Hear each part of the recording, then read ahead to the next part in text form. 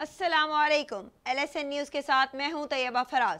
ख्वातीन Benazir income support programme कारी survey तहसील office से जल्द अज जल्द मुकम्मल करा लें, बसूरत दीगर माली इमदाद रोक दी जाएगी। डिस्ट्रिक्ट डायरेक्टर महकमा Benazir income support programme Multan Naureen Zahra मगजी का मजीद कहना था कि महकमा बेनज़ीर इनकम स्पॉट प्रोग्राम से रेगुलर माली इमदाद वसूल करने वाली ख्वातीन जिन्होंने 2 साल से रीसर्वे नहीं कराया, ऐसी ख्वातीन से गुजारिश है जितना जल्दी हो सके अपनी मुतलका तहसील के BISP ऑफिस से सर्वे मुकम्मल कराएं ताकि महकमा की तरफ से माली इमदाद का सिलसिला जारी रहे।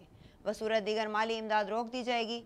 महकमा बेनज़ीर इनकम स्पॉट प्रोग्राम के डिस्ट्रिक्ट डायरेक्टर मुल्तान महकमा नौरीन ज़हरा मगजी ने कहा कि गवर्नमेंट ऑफ पाकिस्तान की जानिब से बनाए गए सेंटर्स पर माली इमदाद की किस्त फराहम करने का सिलसिला जारी है।